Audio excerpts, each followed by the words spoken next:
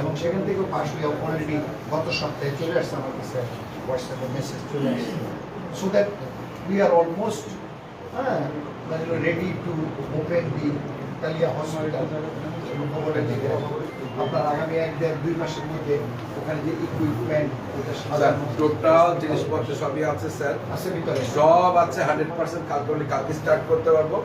Minister সমস্ত নিয়োগ আপনার কাছে আছে, আপনি যেটা করেছেন যে জনবলের যে নিয়োগটা স্যার, এটা হলে স্যার আমার স্টার্ট এটা হয়ে গেছে জনগণ হ্যাঁ, ওটা আর রিক্রুট হয়ে গেলে স্যার ওটা স্টার্ট করতে হবে, আজকে কালকেই করতে পারবো। তো এখন এর আগে প্রায় আপনি একটু কাইন্ডলি 19 তারিখে জি স্যার আপনি ওইটা একটু ভিজিটের ব্যবস্থা করেন জি স্যার, আগামী 19 তারিখ ঠিক আছে সিভিল সার্জনকে একটু বলেন জি যে স্যার। সিএনও সাহেব যদি সময় থাকে তাকে একটু আমরা প্রায় কি অবস্থায় আছে ওখানে কিন্তু আমাদের মুশকিল হলো সরকারের কতগুলি প্ল্যানিং কমিশনে কালকে 19 তারিখ তিনজন ফ্রাইডে সচিবের সাথে আমরা একটু মিটিং এ বসে আমরা রিকোয়েস্ট করলাম যে আপনাদের প্ল্যানিং এর মধ্যে একটা জিনিসকে অ্যাড করা দরকার।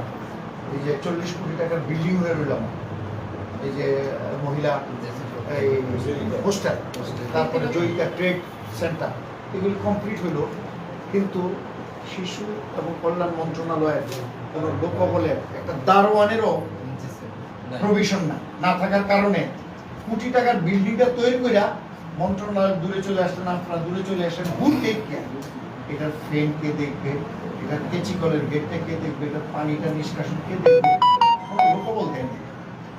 একটা ইন্ডাস্ট্রি হলো 3 বছর ইন্ডাস্ট্রির কাছে বলে যে তুমি প্রফিট দরকার নাই, 3 বছর তুমি ইন্ডাস্ট্রি চালায়া 3 বছরের পরে তুমি ট্যাক্স পে করো, 3 বছরের পরে তুমি রেভিনিউ জেনারেশন করো, 3 বছর পরে তুমি বোনাস দাও, 3 বছরের সুযোগ দেওয়া হয়। তো একটা বিল্ডিং আপনার বানাবার পরে তারপরের দিন থেকেই তো প্রফিট হবে না বা জেনারেশন হবে না, আপনার এই ফিনান্সিয়াল জেনারেশন হবে না।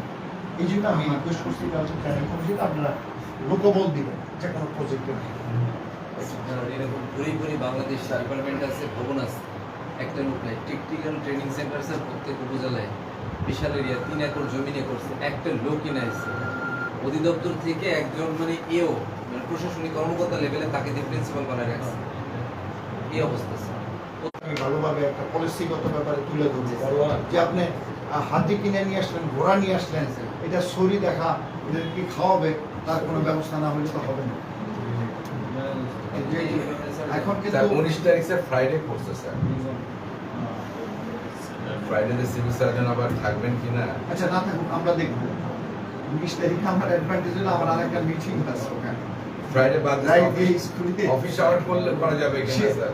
সচিব থাকবে, সাবেক সচিব সিরাজ সাহেব, হ্যাঁ উনি আবার এটা ওয়েলফেয়ার কমিটি।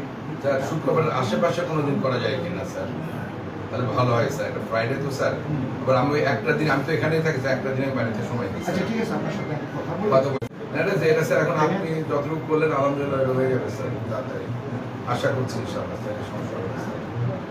মাননীয় প্রধানমন্ত্রী আপনাদের কথা খুব ভালোভাবে বলছে যে আমার পুলিশরা যদি ভালোভাবে ঘুমাইতে না পারে তারপরের দিন কিভাবে ডিউটি করবে, সেই জন্য 200 বিল্ডিং একসাথে বানানোর নির্দেশ দিচ্ছে এবং পরিকল্পনা মন্ত্রণালয় ব্যবস্থা করতেছে। আমি এসপি সাহেবকে রাত্রে 10:30টার সময় বললাম যে সরি আপনাকে রাত্রে 10টায় করলাম, না না না স্যার আমি দিয়েছি আপনার জন্য, আমাদের জন্য আপনি করতেছেন। আমি কি আপনি তো জানেন যে আগামী 9 তারিখের মধ্যে এটা জমা দিতে হবে। ওদের লোকটাই থাকলো ওটা দিলে আপনি এসপির সাথে কথা না আমি কথা বলছি, একটা গাড়ি গাড়ি আমি ব্যবস্থা করতে পারবো, কিন্তু গাড়ির যে সাপোর্ট লাগবে, পেট্রোল লাগবে, ড্রাইভার লাগবে, এটা ভবিষ্যতে আপনাদের এটার অ্যালোকেশন আছে। স্যার আমি বলি 2টা গাড়ি সরকারি, একটা আর 5টা গাড়ি হলো আমরা পাবলিক নিয়ে যাচ্ছি, 7টা গাড়ি দিল পাবলিকের গাড়ি নিয়ে তেল আমরা দিই। ও আচ্ছা ঠিক আছে, তেলের প্রভিশন আছে। হ্যাঁ আমরা যদি একটা ছোট পিকআপ দিয়ে দেই, ড্রাইভার আমরা আসবে, ড্রাইভার এবং পেট্রোল আপনি দিলে হইছে তারিখ কত, মিটিংটা কবে হইছে? 22 জুন। এতদিন পরে কেন আজকে আমি সিলেক্ট করবো, এটা আমি তো নিজেও করি নাই। যাই হোক, এটা তো আপনি আপডেট করবেন।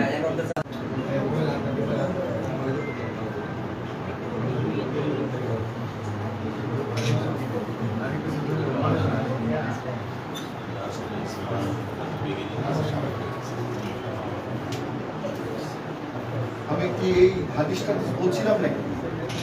সভাপতি মহোদয় বলেন যে আল্লাহর হুকুম কিভাবে পালন করতে হবে, আমাদের নবী করিম সাল্লাল্লাহু আলাইহি সাল্লামের তরিকায় চলা, আমাদের ইহকাল পরকালের হাসপাতাল তারই ধারাবাহিকতায় হাসপাতালের মসজিদ ওই মসজিদের ব্যাপারে স্যার বলছি।